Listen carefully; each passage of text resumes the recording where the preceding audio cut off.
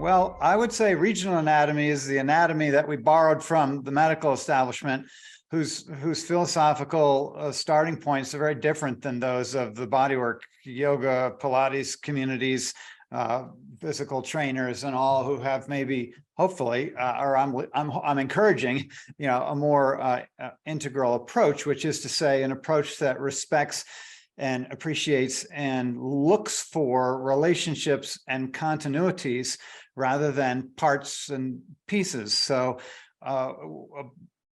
it's a famous experience of any body worker that you touch someone here and someone says, that's strange. My shoulder feels better. You're working on my knee. Like, how can that be? Or whatever cross regional experience that people have, because there are no regions. Those are mental constructs. They're chapters in books. They're quite absurd. And when you're actually doing dissection and following textures rather than notions, when you follow a texture, you find that that texture wraps the whole body, and that you can pull on that cloth from just about anywhere and affect something at a distance. The vectors cross all regions. And so regional anatomy may be a way to facilitate memorization for a medical student or something like that, but it certainly has very little to do with how the body functions or how we experience the whole that is the human form.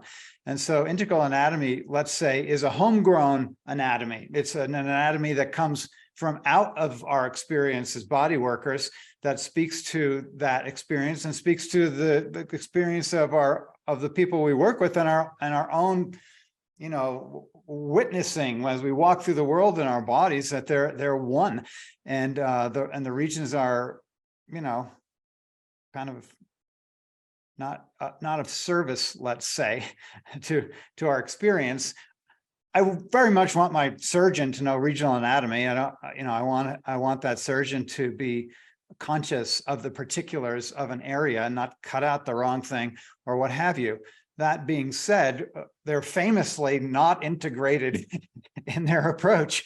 You literally got to go down a different hallway to find someone who can talk to your gallbladder, and a different hallway to someone who's knows something about your bladder. Whereas a body worker is ranging over the whole form and need an anatomy that's coherent with their knowledge and experience.